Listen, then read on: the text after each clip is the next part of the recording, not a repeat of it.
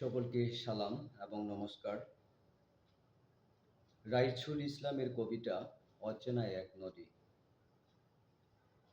এখন আর নোনা জলে বুক পকেটে থাকা চিরকুট ভিজে যায় না। এখন আমি মর্মান্তিক হাহাকারগুলো খুব যতনে আড়াল করি। একা একা থেকেও নিঃশ্বাস ভারী হতে দেই না। খুব বেশি পেশাদার আচরণ করি সবসময়।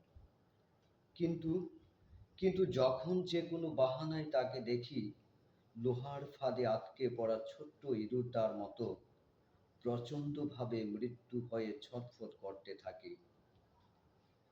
এখন আর আমি তেমন কিছু লুকাই না।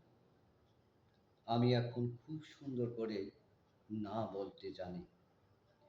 ভয় পাওয়ার দিন কতটা দূরে ফেলে এসেছি তা আমি নিজেই জানি। সত্যের মুখোমুখি না হওয়ার জন্যে এখন এই মুহূর্তকে অন্তত আমার সবকিছুই আরোপিত মিথ্যা মনে হয়। জীবন বয়ে যায়, বয়ে যাওয়া নদীর মতো। পলি জমে নতুন ঘর হয়, নতুন ছায়া ঘেরা উঠান, যতটুকু চোখ যায় সবুজের প্রান্তর।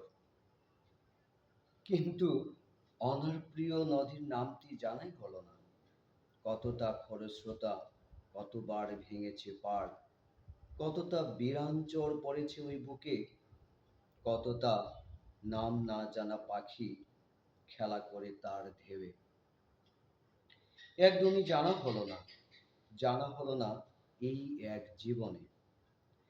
শুনেছি এই পাওয়া না পাওয়ার জীবনের পরেও নাকি একটি মৃত্যুহীন জীবন আছে। হাসি পায়, খুব হাসি পায়। অমরত্ব চাই না আমি। আমি শুধু ওই নদীটাকে একবার